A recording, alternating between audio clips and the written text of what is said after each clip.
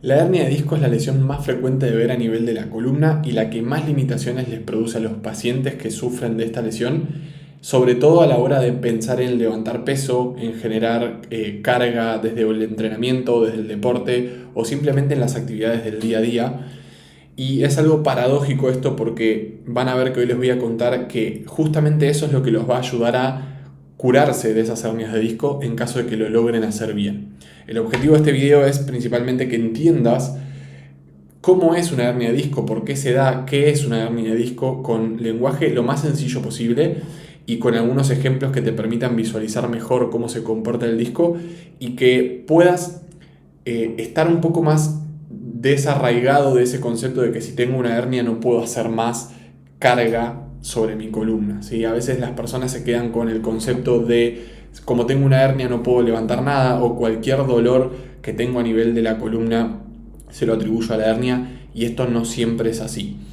Quiero comenzar explicándote un poco cómo está compuesto un disco vertebral, qué es un disco vertebral para que después te pueda explicar lo que es una hernia. Lo hacemos sencillo y rápido y con algunos ejemplos bastante concretos. Si nos ponemos a pensar, el disco es como una especie de colchoncito que está entre las vértebras. Las vértebras son huesos, es decir, contenido duro, un hueso chico pero bastante compacto. Y tenemos varios a nivel de la columna que están intercalados con estos discos intervertebrales. Estos discos que se comportan como colchoncitos y los vamos a imaginar como en una galletita merengada. Los que son de Argentina seguramente sepan a qué me refiero. No sé si están todos los países de Latinoamérica esta galletita, pero acá les dejo una imagen. La idea es que lo visualicemos de esta forma. Las tapas de la galletita son como las vértebras, que es el componente más duro, y el relleno, ese relleno rosado, como malvavisco, vendría a cumplir la misma función que el disco intervertebral. Fíjense que es como acolchonado, tenemos la posibilidad de apretarlo y ese disco vuelve a su forma original si no nos mantenemos constantemente apretándolo. La diferencia con el disco intervertebral, como ven acá en la imagen, es que el disco en el centro tiene una parte más gelatinosa, ¿sí? Es como algo más viscoso que se llama núcleo pulposo, que le permite a las vértebras tener una mejor capacidad de movimiento y un control más estable sobre esas distintas combinaciones de movimientos que va a requerir la columna, ¿sí? Esto es muy a grandes rasgos cómo está compuesto un disco intervertebral. Si ustedes se fijan, esta es una vista superior, para los que estén viéndolo en video, donde se ve el disco interpuesto y atrás está la parte posterior de la columna, donde también pasa la médula y salen algunos nervios.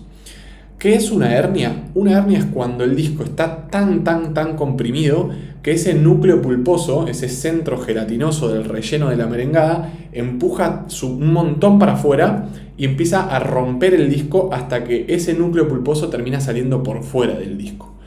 Acá hay dos imágenes para los que lo estén viendo en video, en donde se puede ver cómo al comprimir el disco, el núcleo, que en esta imagen está pintado de amarillo, empieza a empujar hacia afuera, se aplana y empuja hacia afuera.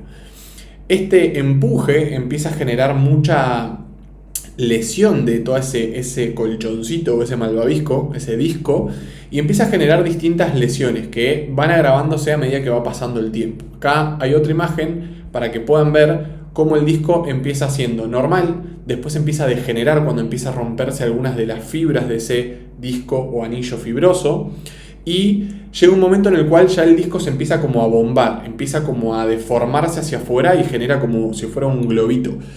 Esto lo van a escuchar muchas veces como una protusión o como un abombamiento discal. Y el paso previo se puede ver como un disco degenerado, un disco deshidratado. Hay distintos nombres para nombrar esto, pero es muy común que los pacientes vengan con esta terminología porque lo leyeron en el informe de una resonancia o se los dijo su médico y a veces no les explican exactamente qué es. Entonces acá con esta imagen pueden verlo. Cuando eso se rompe, termina generando que el núcleo pulposo salga completamente para afuera y eso es literalmente la hernia de disco o también en términos más técnicos se llama extrusión discal. Esto es el concepto más fácil explicado de esta manera porque si no me pongo a hablar de términos muy técnicos que no quiero que complejicen hoy la charla. Esto si sigue manteniéndose en el tiempo después puede generar otras lesiones o otras otra gravedad de la lesión. Como pueden ver acá, que el disco se degenera tanto y está tan deshidratado que empieza a calcificarse y empieza a generar sobrehuesos, o también se conocen como osteofitos, o a veces como picos de loro. Son términos que van a escuchar mucho y me gusta traerlos a la charla porque muchos pacientes me los nombran y no saben qué son.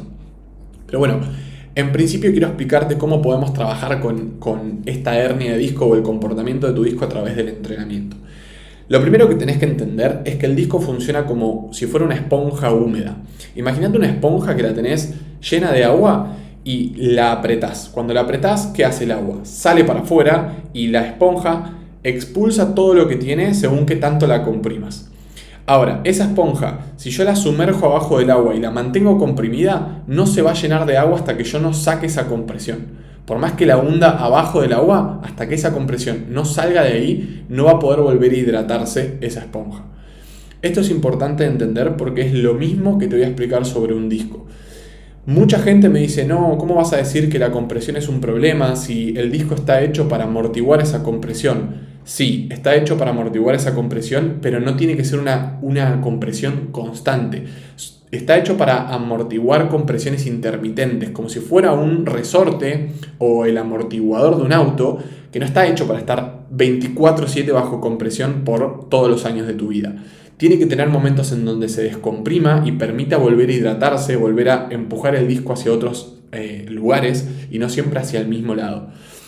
Entonces, es importante que entiendas que el concepto más importante es sacarle la compresión constante al disco. No quiere decir que no se pueda comprimir nunca, no quiere decir que tengas que estar todo el tiempo descomprimido, quiere decir que tengas posibilidad de intermitentemente comprimir y descomprimir ese disco para darle salud. Le permitís que se hidrate y se deshidrate de una manera efectiva.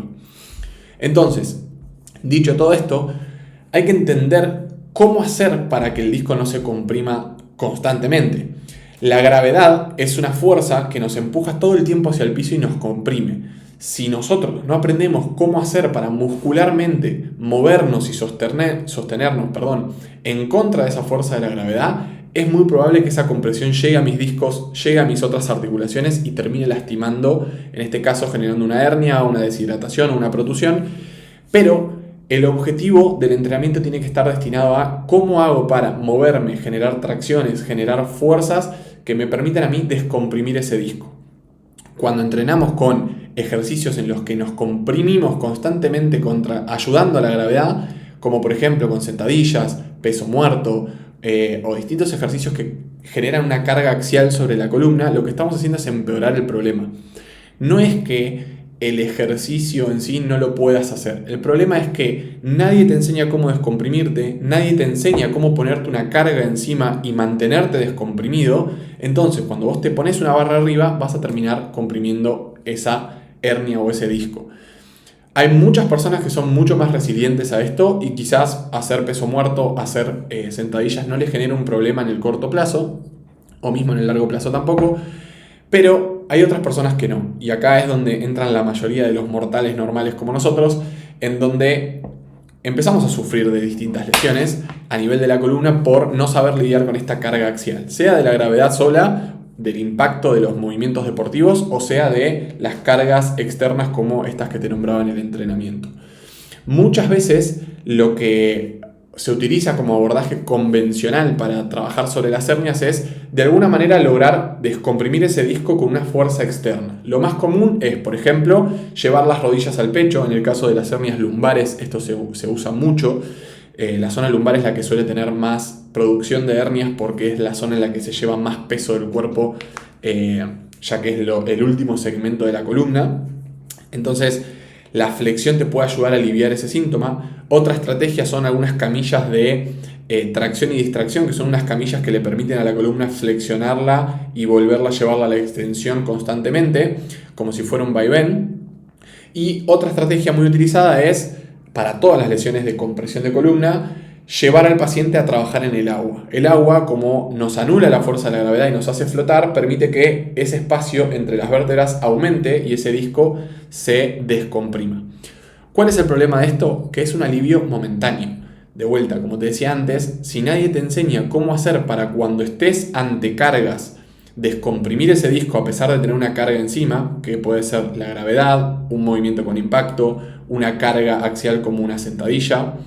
Si nadie te enseña cómo descomprimirte en ese momento donde vos tenés carga, no vas a poder solucionarlo nunca, porque vas a salir de la clase de natación o de los masajes de la camilla de flexión o de las flexiones de rodillas que estuviste haciendo y de cadera, y cuando vuelvas a caminar y la gravedad te vuelva a impactar verticalmente o te vuelvas a poner una barra en la espalda o vuelvas a hacer un ejercicio con impacto, te va a volver a generar esa compresión. Entonces, puede ser una buena estrategia momentánea para sacarte el síntoma, pero la clave está en que vos aprendas cómo hacer para poder descomprimir esa columna durante los ejercicios o durante los movimientos que haces en el día a día, ¿sí? ¿Cómo se logra esto? Principalmente uno de los mejores conceptos que te puedes llevar hoy es aprendiendo a rotar tu columna de una manera efectiva. Y no quiere decir generar una movilidad en rotación excesiva, quiere decir que las fibras que componen el disco intervertebral tienen una línea de tracción como diagonal, muchas veces que se intercala, y eso permite que las rotaciones generen como ciertas torsiones dentro del disco. Imagínatelo como la tapa de una botella en la cual cuando vos girás para un lado, la botella se abre y podés sacar la tapa hacia arriba. Lo mismo pasa con el disco. Si vos lo torsionás hacia un sentido, hasta cierto punto el disco se descomprime. Si yo sigo torsionando, el disco se vuelve a comprimir. Pero la clave está en entender cómo usar esas rotaciones para abrir esa botella o descomprimir ese núcleo a través de estas rotaciones.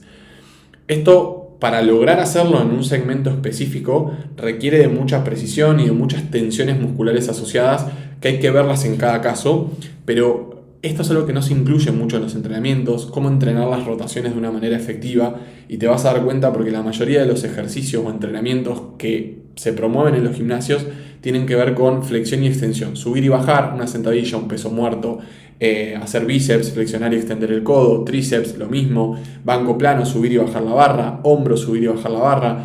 Todo es en el plano sagital, en el plano de subir y bajar, flexionar y extender. Como no incluyen mucho las rotaciones y es el plano menos explorado, cuando uno necesita hacer fuerza o carga que incluye una leve rotación, los síntomas son muy grandes. Entonces hay que enseñarle a los pacientes a que logren lograr descomprimir ese segmento a través de las rotaciones.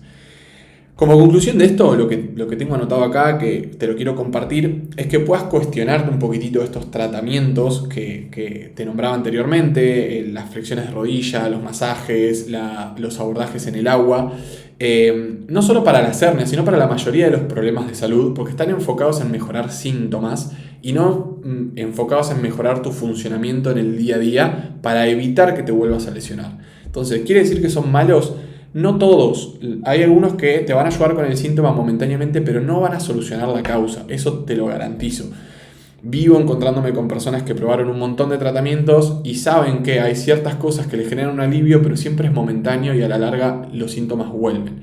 Entonces quiero que te empieces a cuestionar un poco esto de ¿realmente estoy aprendiendo a mejorar mi síntoma durante las actividades de mi día a día? ¿O estoy constantemente yendo a aliviar mi síntoma por un momento y cuando vuelvo a mis actividades vuelve a aparecer? Esto es importante que lo empecemos a pensar y lo empecemos a cuestionar un poco más para tomar mejores decisiones en qué utilizo como método de entrenamiento, qué utilizo como método de rehabilitación, y que veas más allá del síntoma y empieces a ver un poco más el funcionamiento de tu cuerpo.